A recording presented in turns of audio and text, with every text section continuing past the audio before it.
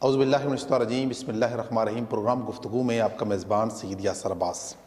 آج ہم انتہائی معتبر شخصیت کے ساتھ گفتگو کرنے جا رہے ہیں۔ میری مراد professor Aqeel Mahfooz, M D star academy and college Kotli campus. السلام علیکم سر۔ وعلیکم السلام سر۔ کیا سر ٹھیک ہیں آپ؟ خیریت سے ہیں؟ شکر الحمدللہ۔ بہت شکریہ، آپ نے وقت نکالا۔ آج بیسیکلی ہم اپنے ناظرین کے ساتھ اسپیشلی ایم ڈی کیٹ کے اسٹوڈنٹس اور ایم ڈی کیٹ کے پیرنٹس کے ساتھ وہ خاص باتیں آپ کے ذریعے شیئر کرنے جا رہے ہیں جن کے وہ انتظار میں ہیں۔ سب سے پہلے تو میں آپ سے یہ کوسچن کروں گا کہ آپ اپنا جو ایجوکیشنل کیریئر ہے اس پر تھوڑی سی روشنی ڈالیں کہ آپ نے اپنی ابتدائی تعلیم اور پھر سلسلہ جو ہے یونیورسٹی تک کیسے گیا؟ سب سے پہلے تو میں اپنے تمام سامعین کو السلام علیکم ورحمۃ اللہ کہتا ہوں۔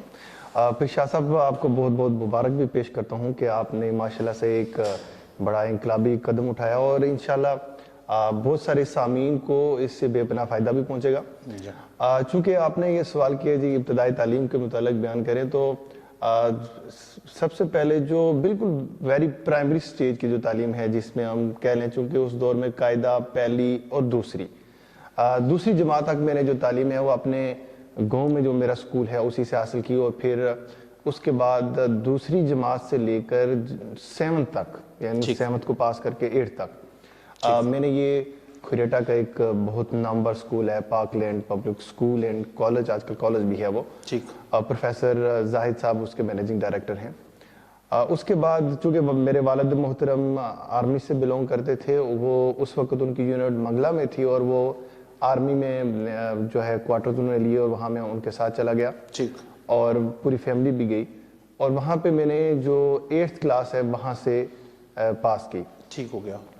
اس کے بعد پھر ایف جی جو سکول اینڈ کالج ہے کوٹلی میں، یہاں سے میں نے 9th اور 10th یعنی میٹرک کلاس پاس کی، اور پھر اس کے بعد میرپور میں کریسنٹ ماڈل کالج میرپور، وہاں سے ایف ایس سی کا امتحان پاس کیا۔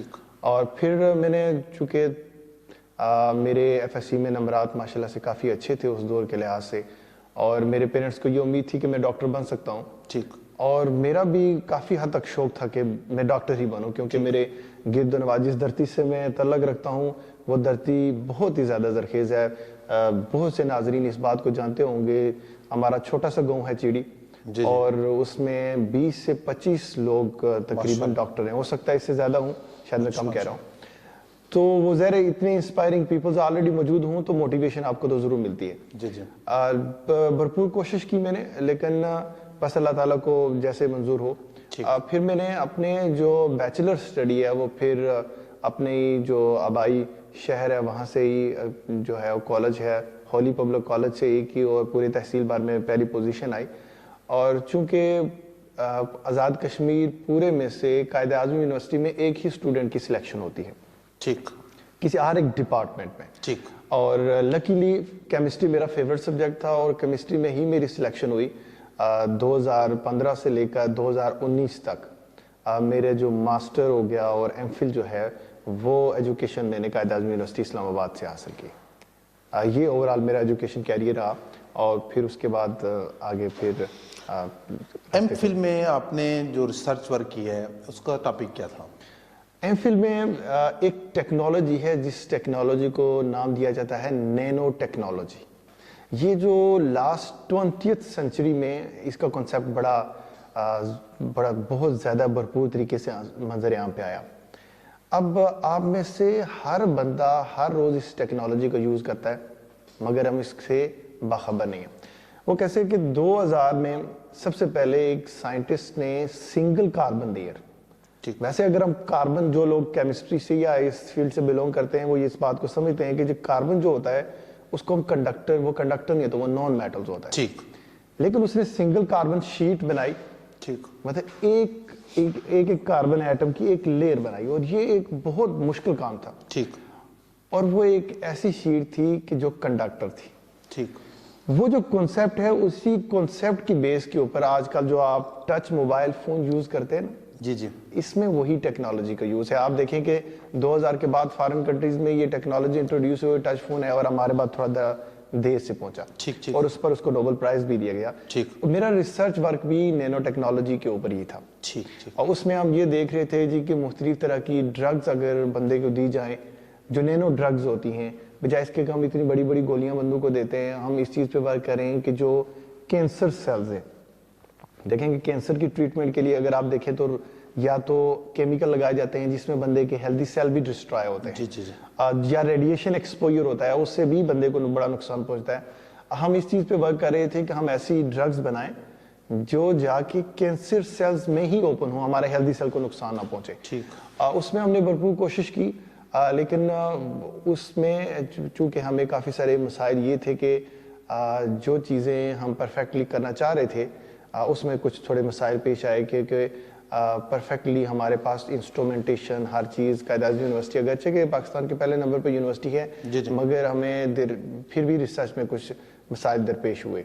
लेकिन फिर भी हमने इस गोल को किस खास हद तक अचीव किया, लेकिन परमानेंटली मार्केट में इसको इम्प्लीमेंट करने की हद तक हम नहीं पहुंच पाए। ठीक जी अच्छा, तो सर ये बताएं कि मेडिकल का जो वो एक वाकया आप बयान करें कि जब कितनी दफ़ा इसमें अपीयर हुए और क्या रीज़न बनी कि आप मेडिकल फील्ड में नहीं जा सके, यानी आप डॉक्टर नहीं बन सके? शाह साहब, आप मुझे ज़रा दोबारा जो है वो डॉक्टर की दुनिया में ले गए। पहली बार जब मैंने FSC की तो उस वक्त मेरे 826 मार्क्स थे। उस दौर के हिसाब से आप समझ लें कि आजकल के दौर के 970-80 मार्क्स के इक्वल हैं। फिर मैंने इम्प्रूवमेंट की और चूंकि मैंने कहा जी कि हमारे इर्द गिर्द जो इन्वायरमेंट है वो काफी इंस्पायरिंग था, इम्प्रूवमेंट की और मेरे मार्क्स 907 तक चले गए। ठीक। अब मेरी सिलेक्शन ना होने के पीछे 3-4 वजूहात थी। सबसे जो बड़ी वजह थी वो थी मेरे मैट्रिक के मार्क्स का कम होना। ठीक। चूंकि तमाम जो लोग इस फील्ड से तलक रखते हैं उन्हें अच्छे से पता है कि मैट्रिक, FSC और इंट्रीडेस, इन तीनों स्टेजेस के मार्क्स काउंट होते हैं और एग्रीगेट बनता है और फिर आपकी सिलेक्शन होती है। ठीक हो गया। चूंकि मेरे मैट्रिक में मार्क्स कम थे 6.4%, मतलब 100 में से 64% मार्क्स थे। ठीक ठीक। चूंकि 9th और 10th कंबाइन पेपर हुए तो हम ऐसा स्कोर गोल नहीं कर पाए। ठीक ठीक। वो मार्क्स कम होना एक बड़ी बुनियादी वजह थी। दूसरी बुनियादी वजह ये थी कि जो मेरे घर में जो इन्वायरमेंट था वो मेरे लिए डायरेक्शनल नहीं था। ठीक है। इसमें मैं अपने घर के इन्वायरमेंट पर तनकीद नहीं कर रहा, इससे मुराद ये है कि मेरे घर में कोई भी बंदा ऐसा मौजूद नहीं था या मेरी फैमिली में जो इस फील्ड से तलक रखता हो। चूंकि जो इस फील्ड से बंदा तलक रखता है, जो ऑलरेडी डॉक्टर है या ऑलरेडी हाईली एजुकेटेड पर्सन है, वो इट्स हार्डशिप को बेटर अंडरस्टैंड करता है जी कि मैट्रिक में फिर इम्प्रूव करते वरना आप इम्प्रूव कैसे किया जाए जी जी, या मुझे इंटर टेस्ट की एजुकेशन स्टडी को कैसे पढ़ा जाए, ये एक लैगनेस थी। दूसरा जो तीसरी जो इम्पोर्टेंट चीज़ है वो ये है कि मैंने सेल्फ स्टडी की और वेरी फर्स्ट टाइम सिर्फ एकेडमी ज्वाइन की। उसके बाद मैंने 4 बार इंटर टेस्ट में अपीयर हुआ और लेटर ऑन मैंने घर पे ही तैयारी की। और वो जो साइकोलॉजिकल प्रेशर, वो फियर ऑफ फेलियर आपको पता है क्रिएट मोर फेलियर। जी जी जी। और वो इन सब चीज़ों की वजह से मेरे जो समझ लें कि उस गोल को अचीव ना करने की ये वजूहात बनी। ठीक ठीक। अच्छा, जो स्टूडेंट्स अभी जो पेरेंट्स अपने बच्चों को डॉक्टर देखना चाहते हैं उनके लिए आप क्या सजेशन देंगे? आप ज़रा इस पूरे प्रोसेस से एक मरतबा गुजर चुके हैं और जैसा कि आपने कहा कि 3 मरतबा आप इसमें अपीयर हुए, 3 मरतबा हुए, 4 मरतबा इसमें अपीयर हुए, तो आप फिर आपका एक एक्सपीरियंस है पढ़ाने का भी एमडी कैट वालों को, वो क्वेश्चन मैं बाद में सेपरेट करवाऊंगा। पहले मैं चाहूँगा कि हमारे उन पेरेंट्स को जो अपने बच्चों को जो है वो डॉक्टर बनते हुए देखना चाहते हैं, उनको आप क्या सजेशन करेंगे कि वो मैट्रिक लेवल पर, इंटर लेवल पर अपने स्टूडेंट्स को किस तरह की जो है ना वो सहूलियात फराहम करें या उनकी किस लेवल की काउंसलिंग करें जिससे बच्चों के लिए MBBS में जाना जो है वो ईजी हो? शाह साहब, मैं माजरत भी चाहूँगा, मैं थोड़ी सी इधर से यहाँ पे आपके एक बात की तरदीद कर देता हूँ। आपने ये पॉइंट है कि मैट्रिक लेवल के ऊपर और FSC लेवल के ऊपर हमें क्या करना चाहिए। जी जी। जबकि हमें यहाँ से शुरू नहीं करना चाहिए, हमें बहुत इब्तदा से शुरू करना चाहिए। ठीक हो गया। चूंकि हम ये समझते हैं कि जब अगर बच्चे को हमने डॉक्टर बनाना है तो जब वो 9th 10th में जाएगा किसी बड़े शहर में भेजेंगे, किसी बड़े अदारे में भेजेंगे, या कॉलेज लेवल पे जाएगा तब हम किसी बड़े अदारे में भेजेंगे, तब हम बच्चे पे फोकस करेंगे। सही। मगर ये कहानी बहुत पहले शुरू होती है। اگر آپ نے بچے کو کسی ایک گول کی طرف لے کے جانا ہے تو آپ کو بہت ابتدا سے ہی محنت کرنی ہوتی ہے.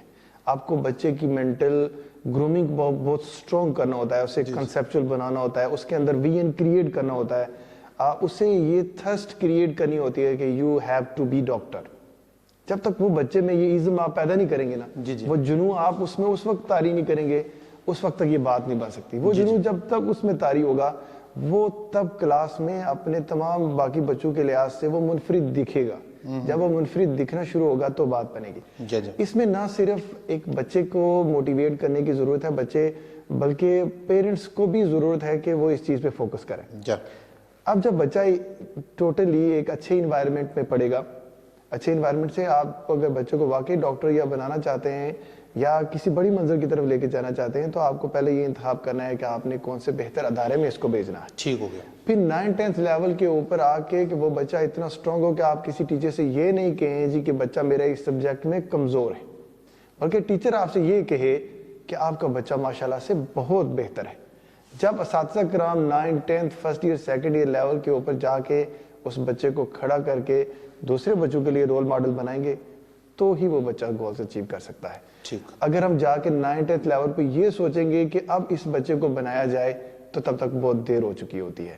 تب تک اگر ہم بچے کو بنانا شروع کریں تو میرے خیال سے بچے کے لیے بہت مشکلات پیش آتی ہیں. اور آج کل جو سب سے زیادہ مشکلات پیش آ رہی ہیں نا بچوں کے لیے, سائیکولوجیکلی پریشر ہے.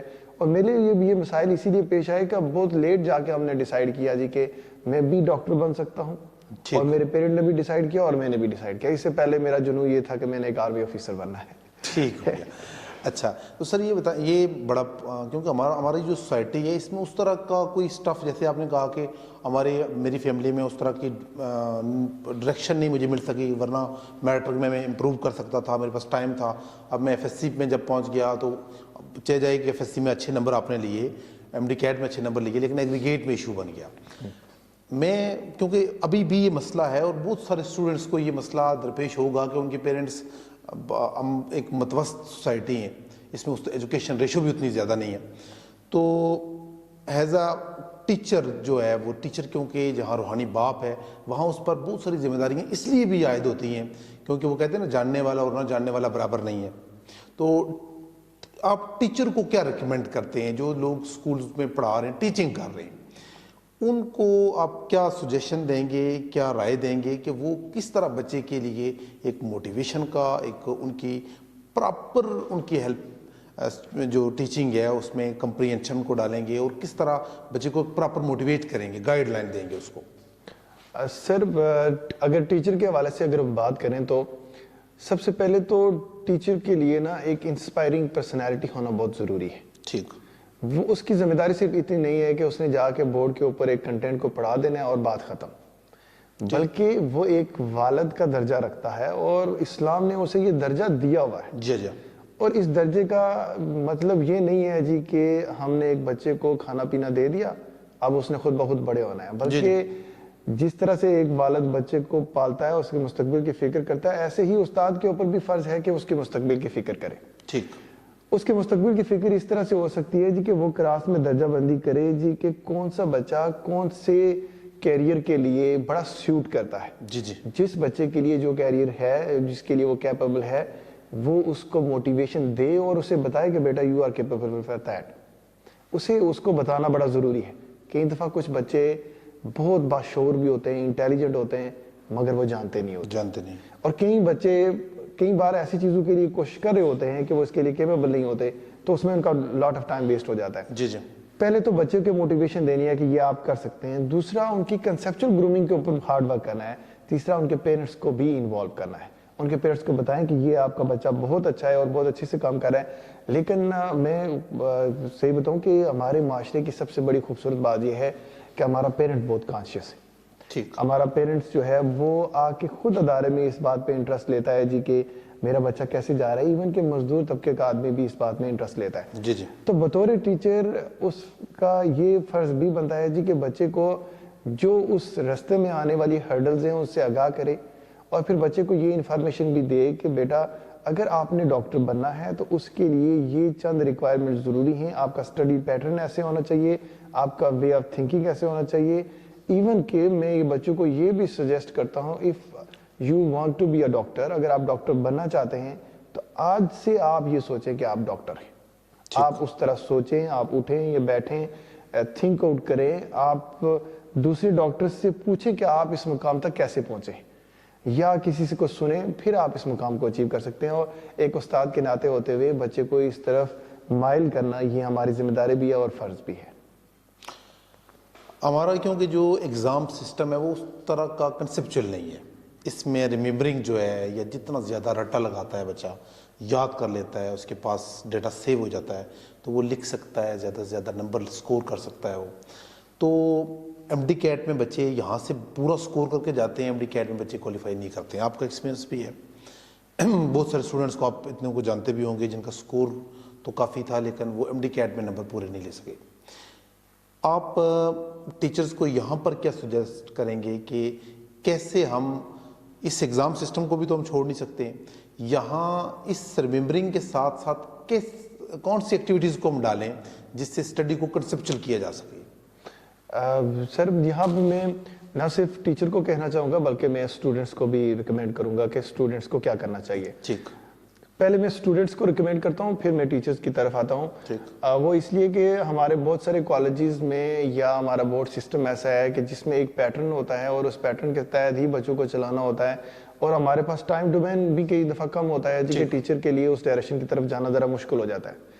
مگر جو بچہ اس فیلڈ کی طرف آنا چاہتا ہے, وہ ڈاکٹر بننا چاہتا ہے, اور صحیح بات بتاؤں تو انٹری ٹیسٹ بالکل آسان ہے, بالکل آسان ہے, یہ کوئی مشکل چیز نہیں ہے.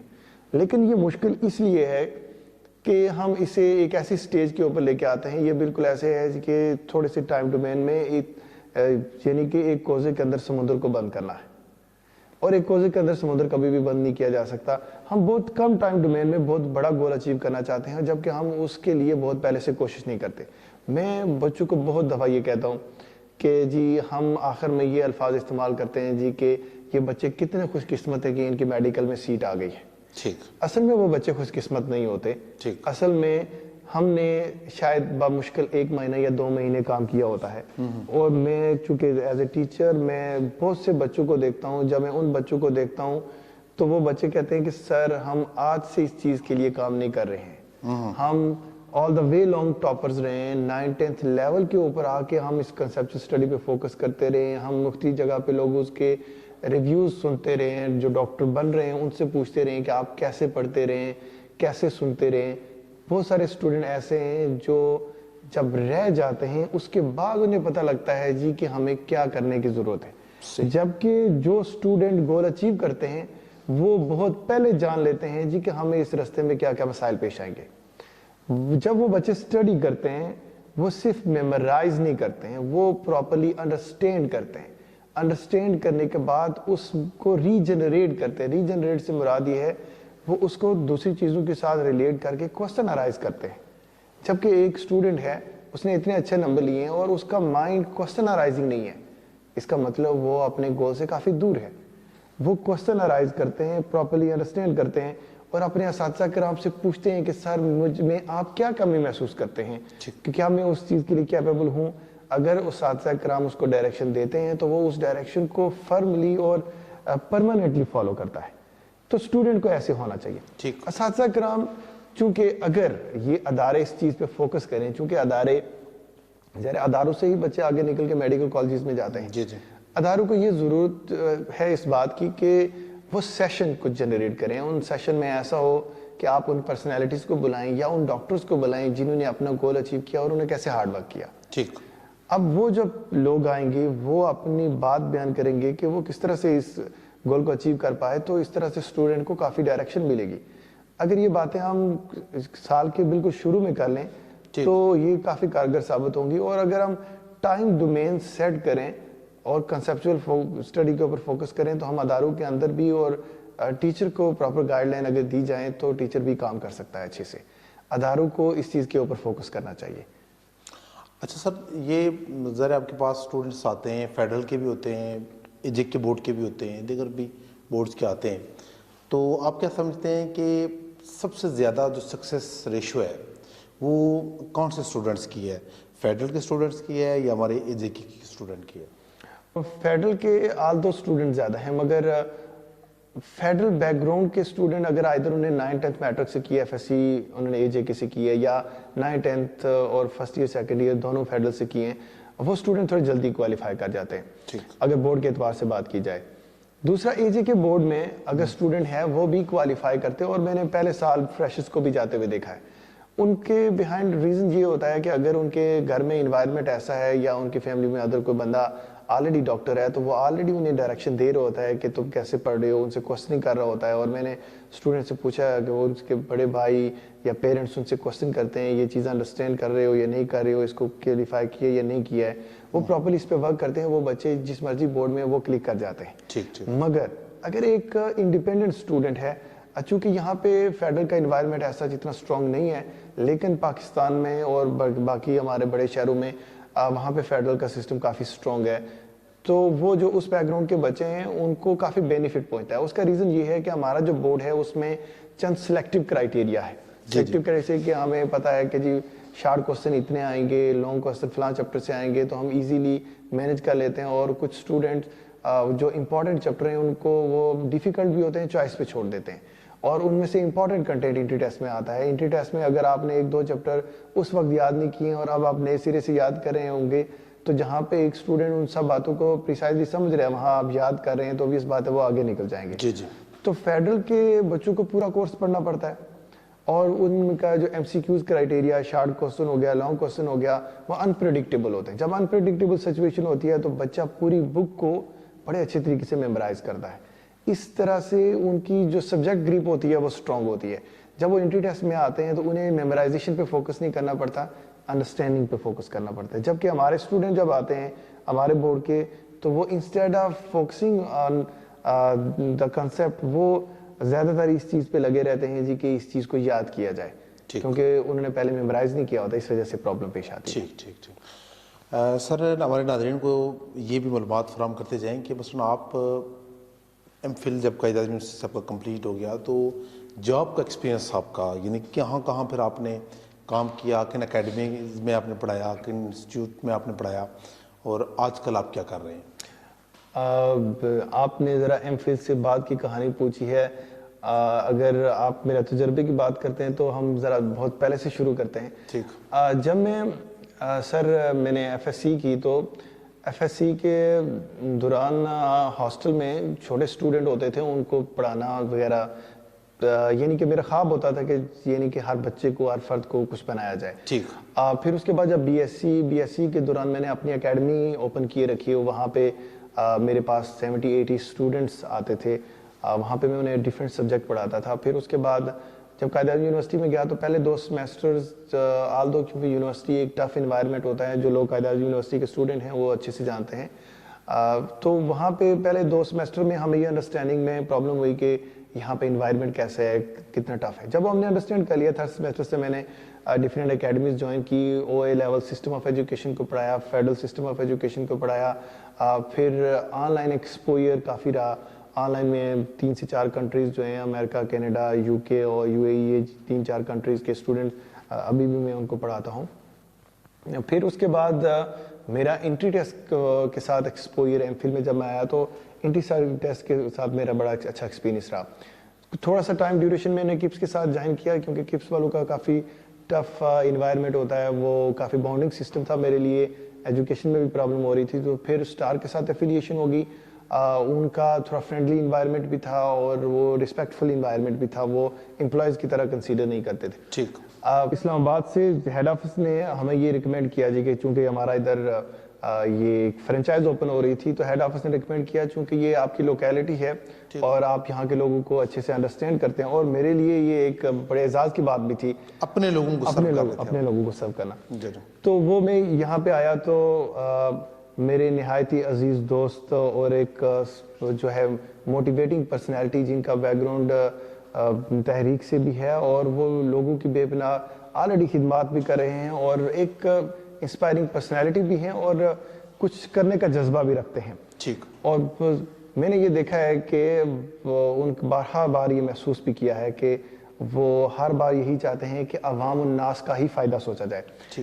میں بات کر رہا ہوں کہ محترم جناب سجاد ملک صاحب کی بات کر رہا ہوں جو تحریک منہاج القرآن کے صدر بھی ہیں. ویلفیئر میں بھی ان کا بڑا رول ہے ویسے, ویلفیئر میں بڑا میں چیریٹی کے بہت سارے پروجیکٹ کو رن کرتے ہیں. بالکل, اور ہر ایک شخص ان سے واقف بھی ہے.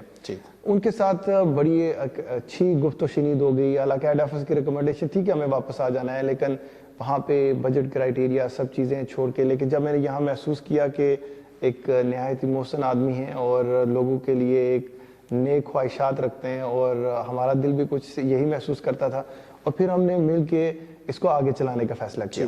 نہایت ہی مشکل حالات میں ہم انہیں اس سچویشن کو رن کیا, چونکہ ایک ایسی جگہ کے اوپر جہاں پہ ایک بالکل نیا فیکٹر ہو, نئی چیز ہو, مطلب کہ سٹار اکیڈمی کو یہاں پہ انٹروڈیوس کرانا ایک نہایت ہی مشکل کام تھا. چونکہ ایک ہماری لوکیلٹی کا یہ کنسیپٹ تھا جی کہ یہاں پہ ہو سکتا ہے لوکل سٹاف ہو یا ایسے ہو. ان مشکل حالات میں بھی ہم نے اس کو بڑا بھرپور طریقے سے اس کو کامیاب بھی کیا. ایون کہ اس دورانیہ میں ہمارے 2-3 اور کمپیٹیٹر, کپس بھی آ گیا, سٹار انسٹیٹیوٹ بھی آ گیا, لیکن پھر بھی اسٹرینتھ کے لحاظ سے آل دو ہمارے پاس اسٹرینتھ زیادہ نہیں تھی, لیکن کارکردگی ہماری ان سے زیادہ رہی. اس سال ہماری 18 انرولمنٹس ہوئی. آپ فرسٹ ٹائم اس وقت ان کے پاس 150 سے بھی زیادہ تعداد میں اسٹوڈنٹ تھے, اور ہم صرف 60 اسٹوڈنٹ رکھ رہے تھے, یعنی کہ 60 کے قریب ہمارا نمبر تھا. ان 60 میں سے 18 انرولمنٹ شاہ صاحب ایک بہت بڑی اچیومنٹ, جس میں 8 اسٹوڈنٹ ہمارے میڈیکل کالجز میں, وہ اسٹوڈنٹ ابھی 3rd-4th ایئر میں ہیں میرے خیال سے. آج بھی وہ بچے جو ہیں وہ ہمارے جو ہیں وہ ہمیں سراہتے ہیں. اس کے بعد 10 اسٹوڈنٹ جو ہیں وہ ان کی انجینئرنگ میں انرولمنٹ ہوئی. اس کے بعد کووڈ سیشن آ گیا, نہایت ہارڈ ٹائم تھا, لیکن پھر بھی ہم نے ایک گروپ سا سیشن چلایا, حالانکہ اجازت نہیں تھی بچوں کے اصرار کے اوپر, اور اس وقت ہماری 6 انرولمنٹ ہوئی. اس سے ویری نیکسٹ ایئر پھر ہماری, چونکہ کووڈ کی وجہ سے اوور آل چیزیں اس طرح سے جو ہے وہ پھیل نہیں سکی, پھر بھی ہماری نیکسٹ ایئر 5 انرولمنٹ ہوئی. اور انشاءاللہ اس سال ماشاءاللہ سے اس سال ہماری دوبارہ سے جو ہے 8 انرولمنٹ ہوئی ہیں, اور صرف انرولمنٹ نہیں ہوئی ہیں. اس وقت سٹار اکیڈمی کو یہ اعزاز بھی حاصل ہے جی کہ 2ری اور 3ری پوزیشن جو ہمارے ڈسٹرکٹ میں ہے, وہ اس وقت اعزاز صرف ہمیں ہی حاصل ہے. تو میں پیرنٹس کو بھی اور اسٹوڈنٹ کو بھی یہ پیغام دیتا ہوں کہ دیکھیں کہ یہ اسٹوڈنٹ ان تمام بچوں کے لیے انسپیریشن ہے کہ ان بچوں نے یہاں پہ رہ کے 2ری اور 3ری پوزیشن بھی حاصل کی, اور انٹر ٹیسٹ میں 2ری پوزیشن 3ری پوزیشن ہی حاصل کی, بلکہ اوور آل ایگریگیٹ میں بھی 2ری 3ری پوزیشن حاصل کی. اور یہ 8 بچے یہاں رہ کر اپنے لوکل انوائرمنٹ میں رہ کے اس گول کو اچیو کر پائے ہیں. بہت مشکل ہوتا تھا پیرنٹس کے لیے اسپیشلی بچیوں کو بھیجنا. بچیاں جاتی ہیں سر, بہت بچیاں ایسی ہیں جو پہلی بار گھر سے جاتی ہیں, اور دور دور ان کو ہاسٹلز ملتے ہیں, ان کو لاٹ آف پرابلم پیش آتی ہیں وہاں پہ جا کے. ان حالات میں سخت گرمی بھی ہوتی ہے, اور وہاں پہ ایک اور جو سب سے بڑی جو چیز میں آپ کو ہماری اکیڈمی کی 2ری اکیڈمی سے منفرد ہونے کی وجہ کیا ہے, اور یہاں پہ رہتے ہوئے بچوں نے اتنے اچھے نمبرات حاصل کیوں کیے. ایک تو یہ بات ہے جی کہ سر جو کوئی بھی بچہ آتا ہے, فارچونیٹلی وہ بچہ ہو یا اس کے پیرنٹس ہوں, وہ کسی نہ کسی ریفرنس سے ہمیں جانتے ہوتے ہیں, اور ہم اس بچے کو جانتے ہوتے ہیں, اور اس سرزمین کو ہوتے ہوئے ایک خوب ہمارے دل میں اس کے لیے ضرور ہوتی ہے. اور ہم شام گے تک یہاں موجود ہوتے ہیں. ہمارا کام صرف یہ نہیں ہوتا کہ ہم نے ایک پراپر لیکچر ڈیزائن کیا ہوا ہے, دینا ہے اور چلے جانا ہے, جبکہ بلکہ ہمارا یہاں موٹیو یہ ہوتا ہے کہ اس بچے کو کچھ بنانا ہے.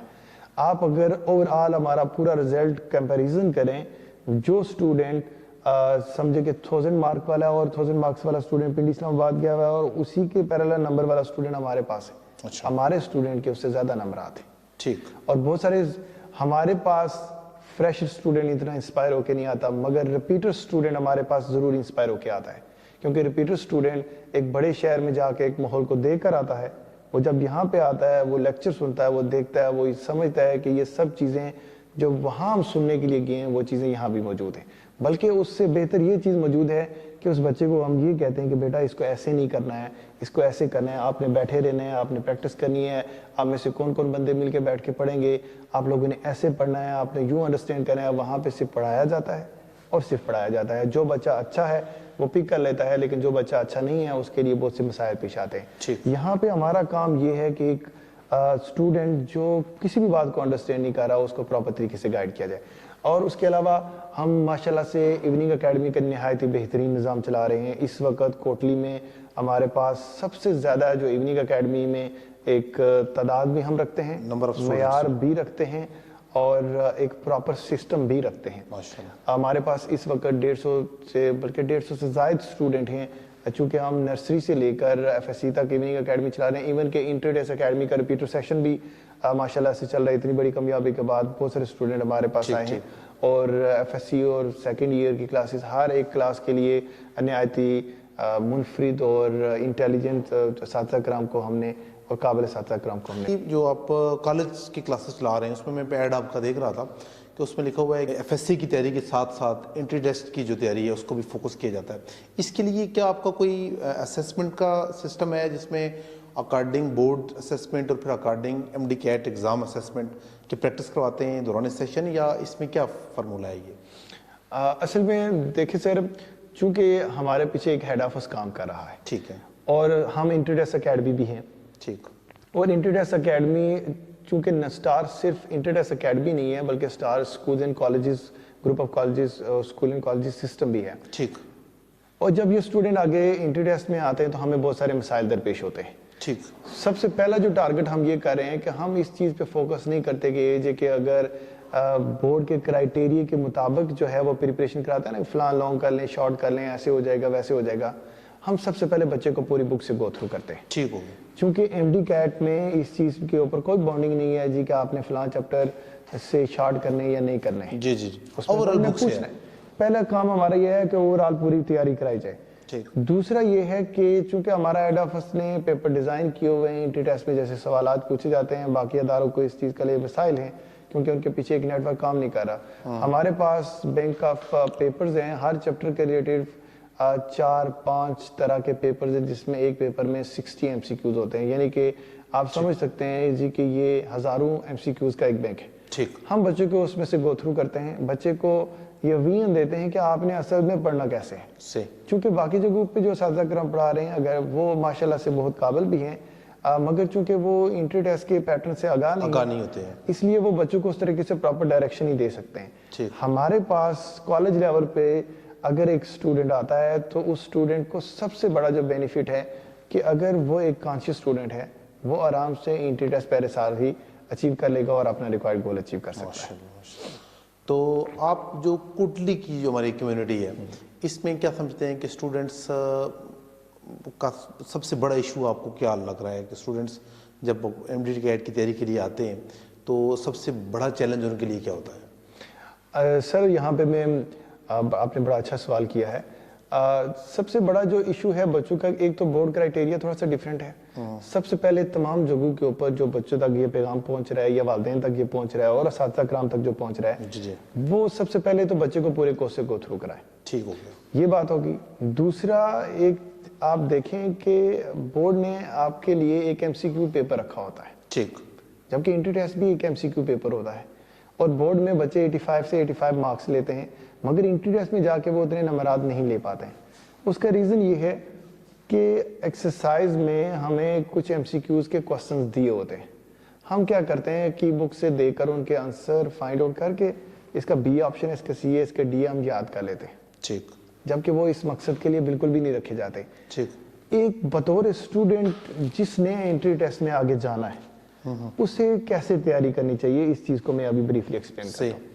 جب آپ ایک چیپٹر پڑھ لیں, اس چیپٹر کے آخر میں کچھ پرابلمز دی ہوتی ہیں. وہ پرابلم اس لیے ہوتی ہیں کہ آپ نے یہ چیپٹر کتنے اچھے سے پڑھا ہے, اب آپ اس کو پریکٹیکلی ڈسپلے کریں جی کہ سالو کر کے دیکھیں کہ آپ کو اس کی سمجھ کتنی ہے. ٹھیک ہوگا. آپ وہ ایم سی کیو سالو کریں. جب آپ سالو کر لیں گے, ایون کہ ہر چیپٹر کے ریلیٹڈ آج کل ڈیفرنٹ بکس آ گئی ہیں, اس کے ریلیٹڈ 100, 200, 300 ایم سی کیوز بھی بنے ہوتے ہیں. ایون ہر ٹاپک کے ریلیٹڈ ایم سی کیوز بنے ہیں. ٹھیک. میں بچوں کو یہ ریکمینڈ کرتا ہوں جب آپ ایک ٹاپک پڑھیں اس کے related M C Qs solve کریں. ایم سی کیوز اسی بک پہ سالو نہیں کریں, ایک علیحدہ سے پیج لیں, اس کے اوپر آپشن لکھیں, اس کا آپشن اے ہے, فلاں ہے, جو کوئی بھی آپشن بن رہا ہے. پھر اینڈ کے اوپر اس کی دی ہوتی ہے, کی میں جا کے چیک کریں کہ آپ کے کون کون سے ایم سی کیوز ٹھیک ہے, کون سے غلط ہیں. جو غلط ہیں اب اس کا آنسر آپ کو نہیں پتا کہ کیا ہے, کیونکہ آپ نے کی میں خود چیک کر رہے ہیں یا کسی اور کو دیکھیں تو بندہ جج نہیں کر سکتا کہ اس وقت میں نے کون سا آپشن دیکھا. اب आ जाएं देखें कि कौन से टॉपिक के एमसीक्यूज आपने गलत किए हैं। इसका मतलब जिस टॉपिक के एमसीक्यूज आपने गलत किए हैं उस टॉपिक को आपने अच्छे से अंडरस्टैंड नहीं किया है। ठीक होगा। अब आप दोबारा ये करें कि उस टॉपिक को दोबारा पढ़ें। अब वो एमसीक्यूज आपके माइंड में है, जब वो एमसीक्यूज माइंड में है उस टॉपिक को आपने इस तरह से पढ़ना है कि आप उस एमसीक्यूज का आंसर फाइंड आउट कर लें। ठीक। जब आप आंसर फाइंड आउट कर लेंगे इसका मतलब ये हुआ कि जो 5 सवालात आपने गलत किए थे उन 5 सवालात के चैप्टर में जाके दोबारा पढ़कर उसी चैप्टर में से उन 5 सवालात को मालूम करने का आपने तरीका मालूम कर लिया। इसका मतलब आप खुद के अपने इट सेल्फ एनालिसिस रहें, अपनी एनालिसिस खुद करें कि मिस्टेक्स जो भी हैं वो आप दूर करें। जी जी। ज्यादा प्रॉब्लम बच्चों को क्या होती है कि सबसे बड़ी, ये दिखने में बच्चों को आम मसला लग रहा है लेकिन सबसे ज्यादा बड़ी ये प्रॉब्लम है, क्योंकि जो एक्सरसाइज में या किसी जगह पे वो जो एमसीक्यूज आप सॉल्व करेंगे वो आपसे नहीं होंगे तो आप चीज को अंडरस्टैंड करेंगे, जबकि बच्चा वहीं पे उसको मेमोराइज कर लेता है, इसका ये ऑप्शन है, इसका ये ऑप्शन है, जबकि पेपर में या एंट्री टेस्ट में वो एमसीक्यूज वही नहीं देगा जो आपकी बुक में मौजूद है। यानी कि आप अभी मुझे कहें कि एक बच्चे से 100 एमसीक्यूज का पेपर लें एक चैप्टर में से, फिर अगले दिन आप कहें कि 100 एमसीक्यूज के इसमें से दोबारा बनाएं, आप मुझसे 5-10 पेपर बनवा लें, मैं बना लूंगा, कोई भी एमसीक्यूज मैच नहीं करेगा। यानी अगर मैं इतना बना सकता हूं तो जो एंट्री टेस्ट डिजाइन कर रहे हैं वो सालों से काम कर रहे हैं तो वो तो बहुत कुछ बना सकते हैं। हमें तो पहले एक बात समझनी है, उससे हर एक चीज कैसे मालूम करनी है हमें वो समझनी है। ठीक, पैटर्न को समझना है, पैटर्न को समझना है। एक ये बात होगी कि उस बच्चे ने किस पैटर्न को फॉलो करना है। दूसरा, एंट्री टेस्ट के अंदर जो क्वेश्चंस होते हैं मैंने देखा है कि बच्चे ये करते रहते हैं जी कि जो डेफिनेशंस हैं, जिस तरह वो एफएससी में पढ़ते रहे कि अगर फर्ज किया कि गैसेस हैं या लिक्विड हैं या सॉलिड हैं, उनकी डेफिनेशंस या सिंपल थिंग्स पढ़ते रहते हैं। यानी कि जो प्रॉपर बुक में सीधी सादी बातें लिखी हुई हैं उनको एफएससी के टर्म में याद करते रहते हैं, जबकि एंट्री टेस्ट ये नहीं है जी कि आप एफएससी के टर्म में पूरा पैराग्राफ या पूरी बुक या पूरा पेज या पूरा चैप्टर पढ़ें। जी जी। इंस्टेड आप रीड आउट करें और आप सॉर्ट आउट करें। सबसे पहले सॉर्ट आउट करें कि इसमें से वो पूछ क्या रहा है। जो बच्चा ये समझ आता है जी कि एंट्री टेस्ट में पूछा क्या जाता है, जी जी, वो बच्चा बहुत जल्दी गोल अचीव कर लेता है। ठीक ठीक। फिर जो एक और इम्पॉर्टेंट बात है जो बच्चे एक गलती करते हैं, एक जो पहली गलती कर ली कि वो पढ़ते ठीक से नहीं है, वो किस अंदाज से खुद को एनालाइज नहीं करते। जी जी। दूसरा, वो किस चीज़ पे फोकस करते रहते हैं। तीसरी जो बात ये है कि स्टूडेंट अक्सर जो हैं वो इस तरह करते हैं जी कि उन टॉपिक के ऊपर ज़्यादा कंसंट्रेट करते रहते हैं जिनको वो ऑलरेडी अच्छे से जानते हैं। ठीक। जो difficult part of the chapter होता है या डिफिकल्ट जो चैप्टर होते हैं, क्योंकि वो हार्ड चैप्टर होते हैं, वो उनको डिले करते रहते हैं। ठीक, हम ठीक। एंड पे पढ़ेंगे, हम ऐसे करके पढ़ेंगे, चूंकि उनको उसके लिए हार्ड टाइम फेस करना पड़ता है, अंडरस्टैंड करने के लिए डीप थिंकिंग करनी पड़ती है, तो बच्चे उसको रिजेक्ट करते रहते हैं। ठीक। जिसकी वजह से ड्रॉबैक ये सबसे बड़ा है जिस बच्चों के रिजेक्शन का। ठीक ठीक। सर बड़ी ज़बरदस्त आपने, क्योंकि ये स्पेशली जो स्टूडेंट्स एमडी कैट के हैं वो इसकी अहमियत को समझ सकते हैं कि कितनी ख़ास बातें हो रही हैं। मैं ये अर्ज़ करूँगा कि आप क्या समझते हैं कि जो स्टूडेंट एक मरतबा क्वालिफाई नहीं कर सकते, दूसरी मरतबा क्वालिफाई नहीं कर सकते, जैसे आपने खुद जिक्र किया कि मैंने तो 4 मरतबा इसमें अपीयर हुआ हूँ, तो मैंने महसूस किया है कि बच्चे काफ़ी डिप्रेशन का शिकार हो जाते हैं और मायूसी, नाउमीदी, ऐसे बच्चे जो किसी वजह से ड्रॉप हो जाते हैं, उनको आप क्या सजेशन देंगे? सर सबसे पहले तो हर बनी नो इंसान को जब अल्लाह ताला ने बनाया तो उसके लिए अल्लाह ताला ने पहले दिन से ही एक मकसद जो है उसके साथ वाबस्ता कर दिया। जी हाँ। क्योंकि हम अपने इर्द गिर्द जितने भी लोग हैं हम मुसलमान हैं, और बतौर मुसलमान हमारा ये ईमान है कि अल्लाह ताला ने हमें किसी मकसद के लिए पैदा किया है, और आप सब लोग इस बात से आगाह भी हैं कि मायूसी गुनाह भी है। अब हम बतौर इंसान होते हुए हमें बहुत सी ख्वाहिशें होती हैं, मगर ख्वाहिशें एक अलग पहलू हैं, मकसद एक अलग पहलू है। मैं इस सब चीज़ से बाहर कैसे निकला, या मैंने इतनी बार कोशिश की फिर उसके बाद भी मैंने एजुकेशन के ऊपर क्यों फोकस किए रखा, जी जी।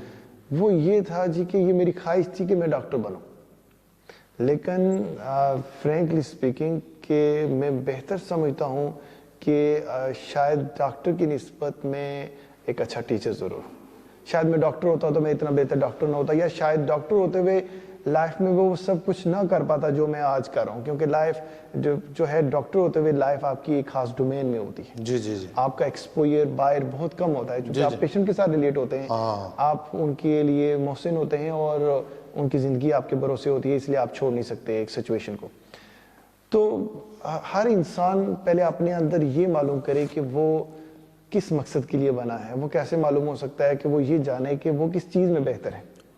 ہمیں بطور انسان محنت کرنے کی ضرورت ہے. ٹھیک, نہ صرف اس کے کہ مایوس ہو جائیں کہ میں ہی اس چیز کے لیے کیوں سلیکٹ نہیں ہوا. آپ کوشش کریں, محنت کریں. کئی بار ایک انسان جو سلیکٹ ہوتا ہے آپ اس سے کہیں زیادہ قابل ہوتے ہیں, مگر آپ کی سلیکشن نہیں ہو پاتی کیونکہ آپ کو ہو سکتا ہے اللہ تعالیٰ نے اس سے زیادہ بڑا مقصد کی طرف لے کے جانا. جی جی جی, یہ دیکھیں جس طرح سے تاریخ میں بڑے بڑے لوگ ہیں, جیسے ابراہیم لنکن ایک درزی کا بیٹا تھا اور وہ اتنے بڑے مقام کے اوپر پہنچا. کئی بار آپ نیوٹن کی بات سناتے ہیں کہ اب ایسے گھومتے پھرتے درخت کے نیچے سویا ہوا تھا اور سیب گرا اور وہ کیسے پھر ایک سائنٹسٹ بنا. تو اسی طرح کئی بار قدرت نے آپ کو ایک بڑے مقصد کے لیے چنا ہوتا ہے, اور انسان کو کبھی مایوس نہیں ہونا چاہیے, محنت کا سہارا کبھی نہیں چھوڑنا چاہیے, اور اللہ تعالیٰ پہ ہمیشہ بھروسہ رکھنا چاہیے. اور محنت انسان کی کبھی رائے گاہ نہیں جاتی. اور یہ سب لوگ مایوسی کے بجائے ایفرٹ پر فوکس کرنا چاہیے.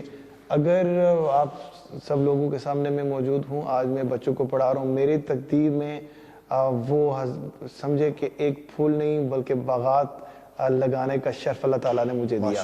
شاید اگر میں ایک ڈاکٹر ہوتا تو شاید میں ایک ڈاکٹر ہی ہوتا, میں بہت سے لوگوں کا علاج تو ضرور کر پاتا, لیکن میں ہزاروں ایسے پھول کلیاں اور یہ درخت بڑے بڑے جو اتنے بڑے شجر بنیں گے, جو ہزاروں باغات بنیں گے, اب وہ شاید پھر نہ ہو پاتا مجھ سے. بہت دلچسپ گفتگو ہماری ہو رہی ہے, اور الحمدللہ میں سمجھتا ہوں کہ جو اسٹوڈنٹس میڈیکل میں جانا چاہتے ہیں ان کے لیے بہت افیکٹیو اور بڑی فائدہ مند بھی ہو گئی ہے. میں ان اسٹوڈنٹس کی طرف سے یہ کوشچن کہ سائنسز میں ایف ایس سی لیول پر یا انٹرمیڈیٹ میں ہم میکسیمم نمبرات کیسے حاصل کر سکتے ہیں سائنس سبجیکٹ میں؟ میں سر چونکہ ہمارا ایج کے بورڈ ہے تو اسی کے مطابق بچوں کو گائیڈ کرتا ہوں. ہر سبجیکٹ کا جو تھیم ہے اور جو سمجھ لیں کہ اس میں جو کنٹینٹ ہے اس کے لیے کرائیٹیریا ذرا ڈیفرنس ہے. میں اپنے سبجیکٹ کی بات کرتا ہوں, پھر باقی دو سائنسز کے سبجیکٹ کی بات کرتا ہوں. ہمارے بورڈ میں 33 شارٹ کوسچن آتے ہیں, 17 ایم سی کیوز آتے ہیں اور 3 لانگ کوسچن آتے ہیں. 5 میں سے 3 لانگ کوسچن کرنے ہوتے ہیں بلکہ. اب یہ اوورال 85 مارکس کا پیپر بنتا ہے. کیمسٹری کے جو 14 اور 15 ایم سی کیوز ہیں وہ ایکسرسائز سے آتے ہیں. وہ تمام بچے جو صرف سبجیکٹ پاس کرنا چاہتے ہیں وہ اگر ایکسرسائز کے ایم سی کیوز کریں تو 14 سے 15 مارکس ان کے آگے. ٹھیک. پھر اگر آپ دیکھیں سر, ایک چیپٹر میں میکسیمم سے میکسیمم اگر بہت زیادہ ہوں تو 30 شارٹ کوسچن ہوتے ہیں. اور اگر ہم ایک دن میں صرف 5 شارٹ کوسچن کریں, میں سے یہ بتاؤں کہ یہ ہم 5th اور 6th گریڈ کے اسٹوڈنٹ کو 5 کوسچن یاد کروا سکتے ہیں. ایون اگر اس کو آپ موٹیویٹ کریں کہ بیٹا یہ کر سکتے ہو تو وہ بھی کر لے گا.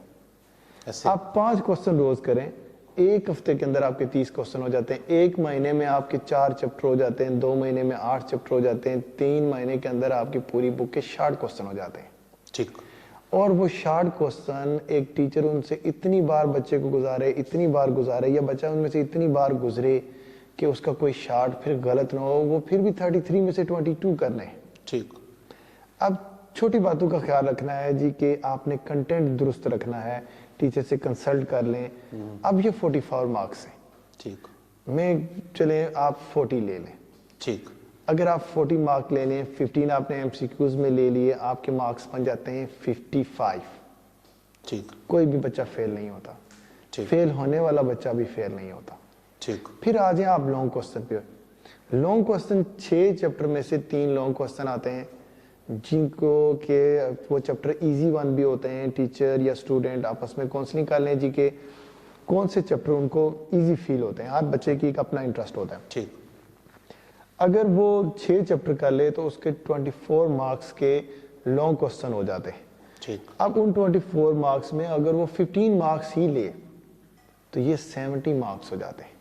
یعنی اگر ہم سینٹرلائزڈ ہوں, فوکس ہوں اور ایک پیٹرن کے ساتھ ورک کریں, ہر ادارہ اس چیز کو فوکس کرتے ہوئے ورک کرے, تو وہ ایک عام اسٹوڈنٹ جو کہ 30-40 مارکس لیے ہوتا ہے نا, اس سے وہ 70 مارکس دلوا سکتے ہیں.